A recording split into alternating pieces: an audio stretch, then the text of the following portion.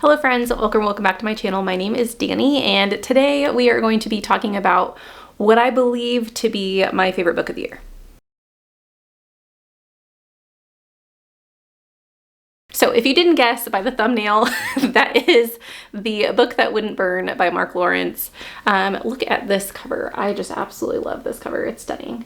There are some really pretty editions of this. There's a specific edition that has like books on the side that I really would love to have, but I'm not sure where that edition even came from. And I don't know that they still sell it, but I went out and bought myself a copy as soon as I read, I think I was 10% in, and I read that, and I went and bought this book because I was like, I absolutely am loving this and I have to have myself a copy. So this is going to be a non-spoiler review, but I'm going to give more away than I did in my previous video where I just talked about the general synopsis. But I'm still not going to spoil any of the plot for you guys. I just want to talk about some of the things that I really liked about this story. Okay, first I want to talk about Lavera. So Lavera is one of our two main perspectives, and she starts out in what's called the dust. So she lives in a very desolate community that is so far outside of any city limits, any like civilization. She lives in a very poor community, a community that has a hard time getting food for the people. They also have to live amongst like nightmare creatures that could potentially pop in and kill them at any point in time. So it's a very scary way of life. But this doesn't hold Lavera back. She is such a free spirit. She is so curious about the world, and she does her best to explore and figure out what she can with the means that she has. And this causes some problems. Throughout the book, you see people get annoyed with Lavera because she wants to know. She will ask you whatever her mind is thinking because she wants to figure out the world around her. She's also very clever, and the reason she asks the questions that she does, sometimes she asks questions that aren't the right question, I guess I would say, but most of the time she's asking very pointed questions to get to figure out whatever problem that she's come across. So very early in the book, like first couple of chapters, Lavera's village is attacked by sabbers.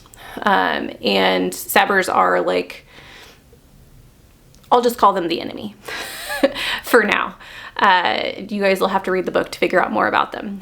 And so with this attack, eventually, and I won't give you that part, but eventually she ends up in the bigger city that she has never been to. And so this big city that she ends up in has a lot of people who obviously have lived in civilization for quite a long time, and they see her as something less. And they have almost a caste system for their children in the placement that people will get put into based on their upbringing, how privileged they are, how many resources they had when they were growing up, and things like that. And so she has to deal with that kind of prejudice just coming into this society that she has never been to and did not have the means to be educated as much as some of the other people have. However, because of the fact that she is so curious and has this kind of can't get me down attitude on life, she succeeds in what she wants to do. And I just really appreciated her perspective, because even though I don't want to say that she's like a super positive character either, so I don't want to say like can't get me down as in like always cheerful, always seeing the pleasantries in the world. She is very realistic and gets frustrated at times, but she isn't going to let that frustration and that hardship affect her willingness or ability to achieve her goals. So I really appreciated her character. Next, you have Ivar. So those are our two main perspectives. We have Lavera and we have Ivar. So Ivar lives in the library. And the library, I'll get to that in just a minute, but oh my gosh, it's amazing. So Ivar has lived in the library his entire life. He is essentially imprisoned in the library, and his family, or quote unquote family, the people that he lives with within the library have lived there for as long as they can remember, and they cannot find a way out. So they have tried to, or have figured out a way to live within the library and get food and sustenance and things like that. And they have some things available to them that are really interesting. There is a machine called the Mechanism within the library. Once again, you find this out very, very early on in the book. And this machine, essentially, when you walk in with a book, so if I were to take this book and walk into the machine with it, it would allow me to live in this book and live the story in like almost 3D. And yeah, so that part of it was really interesting. Ivar, he is very patient. He's very different from any of the family members that he has been raised with. All of the family members have a different skill. I'll leave it at that, that they have, and he does not feel like he has all of it, even though he has tried to learn as much from them as possible. So he kind of is a jack of all trades, but he feels like he's the master of none. But he almost is the linchpin of their little family. He keeps them all connected.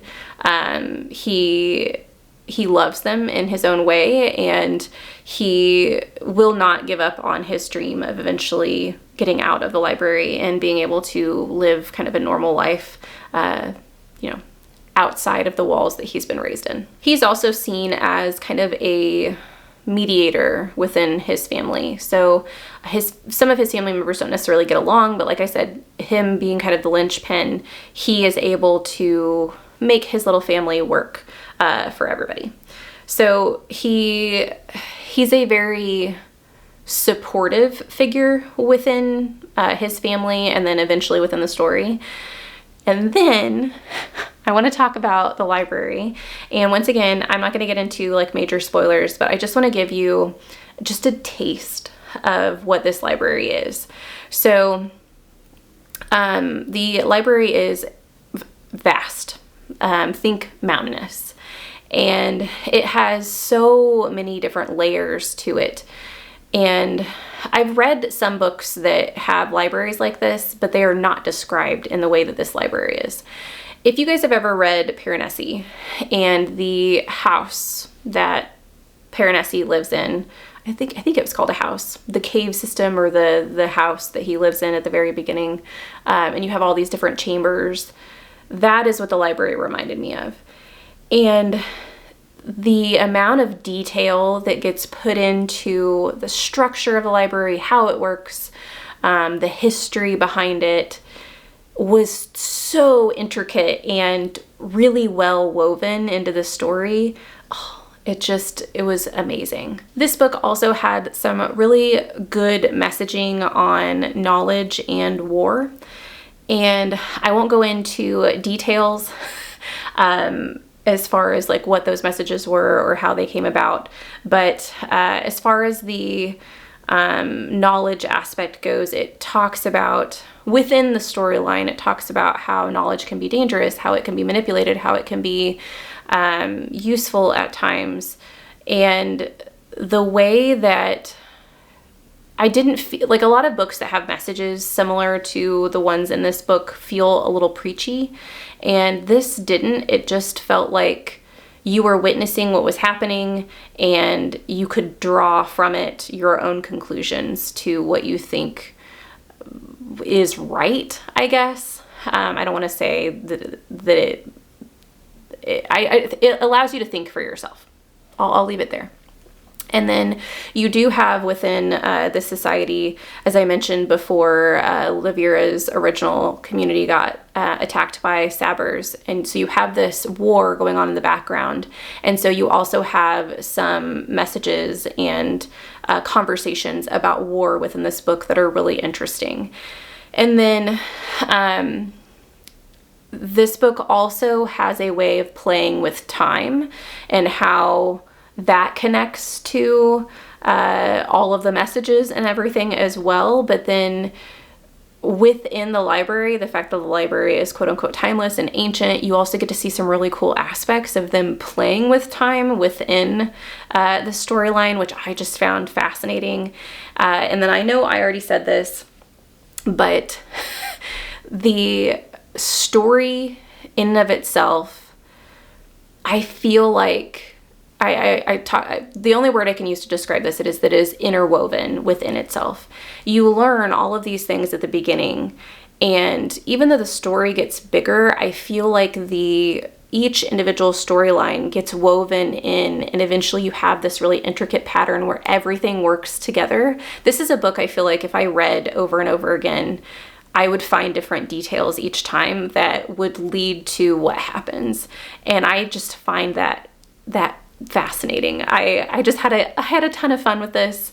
The last thing I'll say is there are some guardians of the library in this book that I just found so cute, and I don't think they were supposed to be cute by any means, but there are two specifically that pop up that I hope that we get more about in the future, because this is a series, which I'm super sad about now because I've read it and I don't know when the next book is coming out, but I have a feeling that I am going to love this series. I absolutely love this book.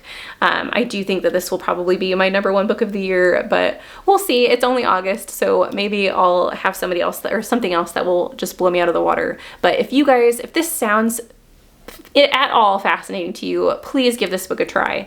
It is slow, but is purposefully slow, and if you dig into the details and just enjoy the story and enjoy the walk through the library, I really think that you'll enjoy this book. So what is your top book of the year so far? Let me know in the comments down below with a little description. I would love to hear what you guys are reading about. Thank you so much for watching this video. I hope you have a lovely evening, and I'll see you in the next one. Bye.